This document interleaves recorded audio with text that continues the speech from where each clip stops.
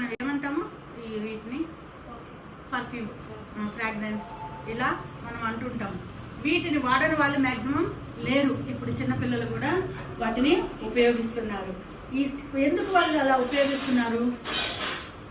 నేను చాలాసార్లు అంటుంటాను, స్నానం చేశాక ఎందుకు స్నానం చేయలేదు, చాలా లేట్ అయింది, బయటకు వెళ్ళే పరిస్థితి వచ్చింది, అప్పుడు వాడండి అని అంటారు. ఎందుకు?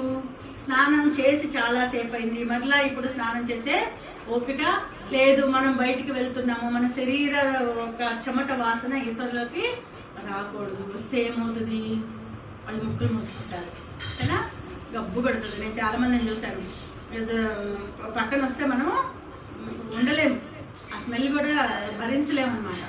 అంత అంటే వారి శరీర తత్వం, అది వారి శరీర తత్వం. అలాంటి వాళ్ళు 2-3 సార్లు స్నానం చేస్తే మంచిగా ఉంటుంది. అలాంటి వారు చాలా ఈ సుగంధ ద్రవ్యాలను ఉపయోగిస్తారు. ఎందుకంటే వాళ్ళ నుంచి సువాసన రావాలి అని. మనుషులుగా మనము మన నుంచి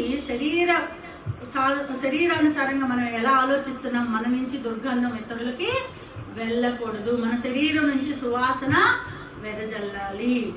అవతల వాళ్ళు మనం పక్క నుంచి వెళ్తుంటే మంచి వాసన వస్తే మంచిగా సంతోషంగా ఉంటారు. మనుషులే మన నుంచి మంచి వాసనను కోరుకుంటున్నారు. మనుషులే మన దగ్గర నుంచి స్నానం చేయకుండా నువ్వు ఒకరి పక్కన వెళ్ళి నించున్నావు అనుకో, 1 డే తర్వాత వాళ్ళు నీ పక్కన 5 నిమిషాలు కూడా నించుని మాట్లాడలేదు. నాకు ఎదురైంది ఆ సందర్భాలు. ఎక్కువసేపు మాట్లాడాలనుకున్నా కూడా మాట్లాడకుండా ఏదో పని ఉందని వచ్చేస్తానన్నమాట. అలా మనుషులకే చెమట వాసనకి మనం అసహ్యం వేసేసి వాళ్ళ దగ్గర నిలబడలేక వెళ్ళిపోతాం. మరి దేవునికి మనం మురికి కంపు కొడుతూ ఉంటే దేవుడు మన పక్కన ఉంటాడా? మనతో ఉంటాడా? దేవుడు కూడా మన నుంచి సువాసనను ఆస్వాదిస్తాడు. ఆ సంగతి మనకి తెలుసా? ఆదికాండము 8వ అధ్యాయము 21వ వచనం. ఆదికాండము 8వ అధ్యాయము. అప్పుడు యెహోవా ఇంపైన సువాసన ఆగ్రహించి, ఇక మీదట నరులను బట్టి భూమిని మరలా శపించను. ఎందుకనగా నరుల హృదయాలోచన వారి బాల్యము నుండి చెడ్డది. నేను ఇప్పుడు చేసిన ప్రకారముగా ఇకను సమస్త జీవులను సంహరింపను. చాలు సిస్టర్. ఇక మీద యెహోవా ఇంపైన సువాసనను ఆఘ్రాణించి ఇక మీదట నరులను బట్టి భూమిని మరలా శపించను. నోహ దినాల్లో దేవుడు భూమిని శపించాడు. 40 రాత్రింబవళ్ళు ప్రచండ వర్షాన్ని కురిపించి అప్పటి వరకు ఉన్న జనాంగాన్ని అంతటినీ దేవుడు హతం చేశాడు. ఎందుకనంటే వారి వల్ల వచ్చే దుర్గంధము కంపు కొట్టిపోయి అసహ్యం వేసిపోయి వారిని భూమి మీద లేకుండా తీసివేశాడు. అప్పుడు నోవహు గారు 40 రోజులు 40 రాత్రులు 40 పగళ్ళు ప్రచండ వర్షం ఆగిపోయిన తర్వాత దేవునికి ఆయన బలి అర్పించాడు, ధూపం వేశాడు. అది దేవుడు ఆస్వాదించాడు. అంటే చాలా మంది బలిని, నైవేద్యాన్ని, ధూపాన్ని దేవుడు ఆస్వాదిస్తున్నాడు అని అంటే దాని నుంచే వచ్చే వాసన అనుకుంటారు. దాని నుంచి వచ్చే అంటే ఒక బలి పశువుని దహించినప్పుడు వచ్చే వాసనను దేవుడు ఆస్వాదిస్తున్నాడు అని అనుకుంటారు, భ్రమపడుతుంటారు. అసలు మీనింగ్ అది కాదు. లేవికాండము 1వ అధ్యాయము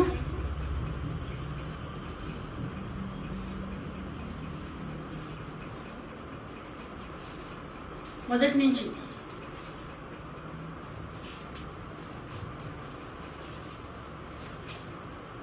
2వ వచనం దగ్గర నుంచి. నీవు ఇశ్రాయేలుతో ఇట్లను, మీలో ఎవరైనాను యెహోవాకు బలి అర్పించినప్పుడు గోవుల మందలో నుండి గాని, గొర్రెల మందలో నుండి గాని, మేకల మందలో నుండి గాని దాన్ని తీసుకుని రావలెను. అతడు దహన బలి రూపంగా అర్పించినది గోవులలోనిదైనను నిర్దోషమైన మగదానిని తీసుకుని రావలెను. తాను యెహోవా సన్నిధిని అంగీకరింపబడినట్లు అంటే అంతకుముందు అంగీకరించబడట్ల. ఎందుకంటే అప్పుడు పాపం చేశాడు. ఆ పాపాన్ని అతని మీద నుంచి తీసుకోవటానికి అర్పించేదే దహన బలి. మనలో ఉన్న పాపాన్ని ఆ పాపం పోయినప్పుడు మనం దేవునికి సువాసనగా, అంటే ఆ పాపం కరిగిపోయి మనలో నుంచి మంచి వాసన దేవునికి వెళ్తుంది అనమాట. అంటే ఆ దహన బలి పాపాన్ని హరించి వేస్తుంది. అది దేవునికి ఇష్టమైన సువాసన. అంటే పాప పరిహారం అనేది దేవునికి ఇష్టమైన సువాసన. అంటే మనలో ఉన్న పాపం పోవాలి, అప్పుడే దేవుడికి మనము సువాసనగా ఉంటాము. 2వ కొరింథీ 2వ అధ్యాయము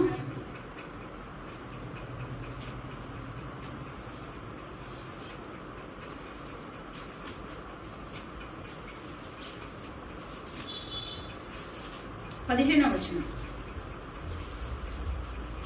రక్షింపబడి వారి పట్లను నశించు వారి పట్లను మేము దేవునికి క్రీస్తు సువాసనయై ఉన్నాము. రక్షింపబడి వారి పట్లను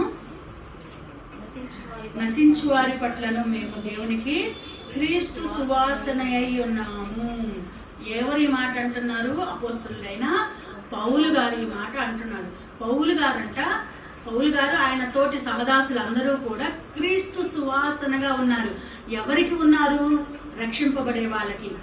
వారు ఎందుకు రక్షింపబడుతున్నారు? ఇప్పటి వరకు వారు చేసిన అపరాధాలు, పాపాలు ఒప్పుకొని యేసుక్రీస్తు నిజమైన రక్షకుడిగా అంగీకరిస్తున్నారు. ఎప్పుడైతే అలా అంగీకరిస్తున్నారో వాళ్ళు సువాసనగా మారిపోతున్నారు. వాళ్ళకి అలా మారటానికి వీళ్ళు క్రీస్తు సువాసనగా ఉన్నారు. నాలో నివసించి, యేసుక్రీస్తు యొక్క నామం నాలో నివసించి సువాసనగా నన్ను మార్చెను. ఇలా నశించిపోయే వారందరిలోనికి క్రీస్తు నామం ప్రవేశించడం ద్వారా వాళ్ళందరూ సువాసనగా మారిపోతున్నారు. అలా మారటానికి అపోస్తలులు వీళ్ళకి ఒక సువాసనగా మారిపోయారు. అంటే దేవుని పని చేస్తున్నారు. అంటే దేవుని పని చేయటము, అనేకులు నశించిపోయే వారిని రక్షణ వైపు నడిపించటం అనేది కూడా మనము సువాసన ఒక పరిమళంగా మనము ఉంటాం. ఆ క్రియ అనేది మనకి ఆ పరిమళాన్ని తీసుకొస్తుంది. ఆ క్రియ అంటే ఆ ఆత్మలను, నశించిపోయే ఆత్మలను రక్షించే క్రియ అనేది, సువార్త పని అనేది మనలో పరిమళాన్ని పెంచుతుంది. ఆ సువాసనను దేవుడు ఎంతో ఇష్టంగా ఆస్వాదిస్తాడు. మనం దేవునికి ఎంతో ప్రియమైన బిడ్డలుగా ఉంటాము. క్రీస్తు సువాసన అంటే క్రీస్తు ఏ విధంగా సువాసన వెదజల్లాడు? క్రీస్తు ఎలా జీవించాడు? క్రీస్తులో పాపం ఉందా? నాలో పాపం ఉన్నదని మీలో ఎవడు నిరూపించగలడు? పాపము లేకుండా జీవించటమే సువాసన. పాపం లేకుండా జీవించటము సువాసన. క్రీస్తు గురించి జక్కయ్య ఏం విన్నాడు? మేడి చెట్టు ఎక్కాడు. జక్కయ్య పాపపు వ్యక్తి, అన్యాయపు వ్యక్తి. అతను క్రీస్తు గురించి విని అతను చూడాలని, అంటే క్రీస్తు సువాసన ఎక్కడి దాకా వెళ్ళింది? పాపుల దాకా వెళ్ళింది.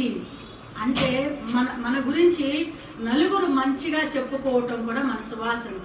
మంచిగా చెప్పుకోవటం పేరు అని అనుకుంటాం కదా, అది పేరు అనుకుంటాం. ప్రసంగి గ్రంథం 7వ అధ్యాయము 1వ వచనం, సుగంధ ద్రవ్యముల కంటే మంచి పేరు గొప్పది. సుగంధ ద్రవ్యముల కంటే మంచి పేరు గొప్పదంట. అంటే సపోజ్ నీకంటే అతను చాలా బెటర్ అన్నామనుకో, నువ్వు చేయలేనిది అతను చేశాడు అని కదా అర్థం. నువ్వు చేయలేనిది అతను చేశాడు అని అర్థం. నీకంటే వాళ్ళు బెటర్ అని అంటే నువ్వేదైతే చేయలేకపోయావో వాళ్ళు అది చేశారు కనుక నీకంటే వాళ్ళు గొప్పవాళ్ళు. ఇప్పుడు సుగంధ ద్రవ్యముల కంటే మంచి పేరు గొప్పది. అంటే సుగంధ ద్రవ్యాలు చేయలేనిది మంచి పేరు చేస్తుంది.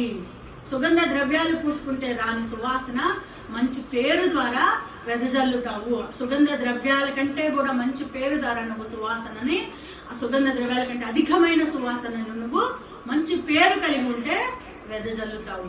మనలో ఎంతమంది, క్రైస్తవంలో ఎంతమంది ఈ సువాసనని వెదజల్లుతున్నారు? ఎంతమంది? చాలా మంది.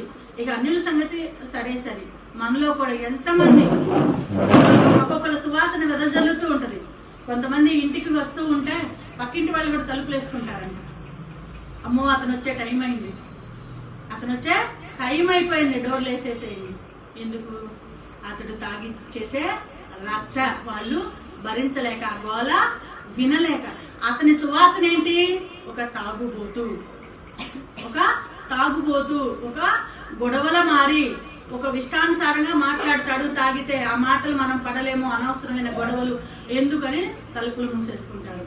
ఇంకా నిన్న వనజ వాళ్ళ ఇంటికి వెళ్ళినప్పుడు కూడా ఒక మీ పక్కన హౌస్ లో తల్లి కూతుళ్ళ గొడవకి ఎదురింటి వాళ్ళు 15 రోజులకే ఖాళీ చేశారని చెప్పావు కదా. మరి వాళ్ళ ఇంట్లో నుంచి ఏ సువాసన వెదజల్లింది? గొడవల సువాసన. తల్లి కూతుళ్ళేనంట, అసలు పెద్దగా అరుచుకుంటారంట, బీపచ్చమైన కేకలంట. ఆ ఇంట్లో అరుపులకి ఈ ఎదురింటోళ్ళు ఖాళీ చేసి వెళ్ళిపోయారంట. వాళ్ళ సువాసన చూడు ఎలా ఉందో, వాళ్ళ సువాసన. ఇలాంటి సువాసన కలిగిన వ్యక్తులు, ఇలాంటి అది సువాసన కాదు, గబ్బు, గబ్బు వాసన. భరించలేక వెళ్ళిపోయారు అంటే ఆ గబ్బు వాసన భరించలేక వెళ్ళిపోయారు.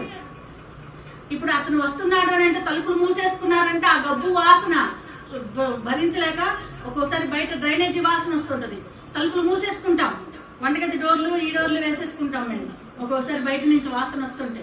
అంటే అది గబ్బు వాసన, మనం చక్కగా ఆస్వాదించలేము, అది మన శరీరానికి పడదు. అందుకని మనం దానిని వాసన చూడటానికి ఇష్టపడము, అందుకని డోర్లు క్లోజ్ చేసుకుంటాం.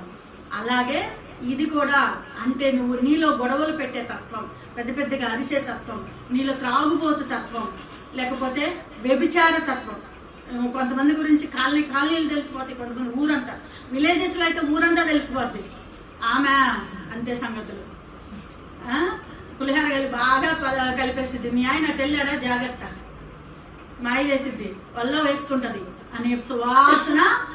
ఆ ఇంటి వైపు వాళ్ళ పురుషుల్ని వెళ్ళటానికి కూడా ఇష్టపడరు ఆ ఇంటి వైపు. అలాంటి గబ్బు వాసన కలిగిన జీవితాలు అంటే వ్యభిచార మనస్తత్వము, గొడవలు పెట్టుకునే మనస్తత్వము, పక్కపక్కన ఇల్లు కసువు ఉడ్చుకునే దగ్గర కూడా మీ ఇంటి కసువు నా దగ్గరకు వస్తుంది, నా ఇంటి కసువు మీ దగ్గరకు వస్తుంది అని గొడవలు, కొట్లాటలు, అది గబ్బు వాసన అన్నమాట. అలాంటి గబ్బు వాసన మన దగ్గర ఉంటే యేసుక్రీస్తు మన దగ్గర నిలబడలేడు. మనుషులు మనమే ఎదుటి వాళ్ళ దగ్గర నుంచి, శరీరం నుంచి చెమట వాసనే భరించలేము. మరి దేవుడు ఇలాంటివి భరిస్తాడా? ఆయన మనలోనికి వచ్చాక, నువ్వు స్నానం చేశాక కూడా గబ్బు కొడుతూ ఉంటే ఎలా భరిస్తాడు దేవుడు కదా? ఇప్పుడే స్నానం చేశావు, ఎవరి దగ్గర గబ్బు వాసన వస్తుందా? ఎంత ఫ్రెష్ గా ఉంటారు. కానీ క్రైస్తవుల దగ్గర స్నానం చేశాక కూడా గబ్బు వాసనే. అందరూ మనలో చాలా మంది స్నానం చేశాంగా, ఇప్పుడు క్రైస్తవ జీవితంలో జీవించే చాలా మంది కూడా స్నానం చేశారు, బాప్తిజం తీసుకున్నాం కదా, అదే స్నానం. ఆ బాప్తిజం తీసుకునేటప్పుడు ఏమన్నా ఇప్పటి వరకు నా పాత జీవితము చచ్చిపోయింది, ఇప్పటి వరకు నాలో ఉన్న పాపము చచ్చిపోయింది, చంపేశాను, ఇంకా నేను ఆ పాపం జోలికి, వ్యభిచారం జోలికి, దొంగతనం జోలికి, త్రాగుడు జోలికి, ఇంకా పిచ్చి పిచ్చి దేవునికి ఏదైతే ఈర్ష, అసూయ, ద్వేషం, మత్సరం, కలహం, క్రోధం, భేదాలు, విమతలు, మత్తతులు, అల్లరితో కూడిన ఆటపాటలు ఏవైతే దేవునికి నచ్చవో వాటన్నిటిని నేను చంపేసుకుంటాను. శరీరానుసారంగా నేను జీవించను, ఆత్మానుసారంగా జీవిస్తాను. ఇప్పుడు వరకు ఒకవేళ నాలో ఆ జీవితం ఉంటే నేను చనిపోయి తిరిగి లెగుస్తున్నాను, నేను స్నానం చేస్తున్నాను, ఒంటి మీద నుంచి వాటిని కడిగేసుకున్నా. నువ్వు స్నానం చేశావు, క్రీస్తులో స్నానం చేశావు, మరలా వచ్చిన తర్వాత కూడా మరలా వాటిని పట్టుకుంటే